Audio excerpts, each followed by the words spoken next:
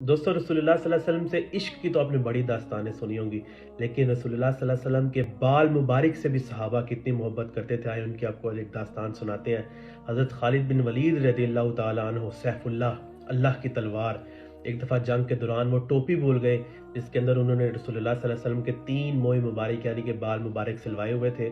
تو انہوں نے صحابہ کو کہا کہ میں جنگ سے ہٹ رہا ہوں اور بال مبارک لینے جا رہا ہوں۔ صحابہ نے کہا کہ حضور آپ دلیری سے مقابلہ کیجئے۔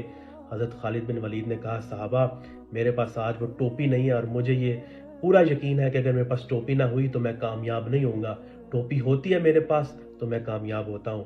ادھر ہی جب حضرت ابو عبیدہ بن جراح کے خواب میں رسول اللہ صلی اللہ علیہ وسلم آتے ہیں مدینہ میں اور کہتے ہیں خالد بن ولید کے اوپر فوجیں چڑھ گئی ہیں اور تو ادھر سو رہا ہے۔ حضرت ابو عبیدہ بن جراح جو ہے صبح فوجوں کے ساتھ نکلتے ہیں اور وہاں وہ رستے میں ایک بندہ دیکھتے ہیں جس نے نقاب اوڑا ہوا ہے اور بڑی تیزی سے گھوڑا بھگا رہا ہے۔ تو حضرت ابو عبیدہ بن جراح نے اسے روکنے کی کوشش کی، اس شخص نے اور تیزی سے گھوڑا بھگایا۔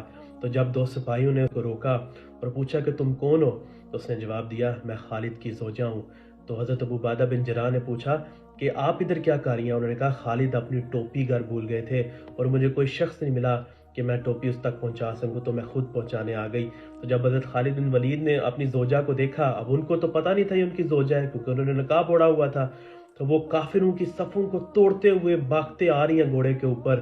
تو حضرت خالد بن ولید نے پوچھا کہ آپ نے کیسے جو ہے اتنی کافروں کے لشکر کو پچھاڑ دی، ہم اتنے لوگ ہو کر نہیں ان کو پچھاڑ سکے؟ وجہ نے جواب دیا خالد آج آپ کی ٹوپی میرے پاس تھی، رسول اللہ صلی اللہ علیہ وسلم کے بال مبارک میرے پاس تھے اور میں کامیاب ہو گئی۔ یہ تھا عشق۔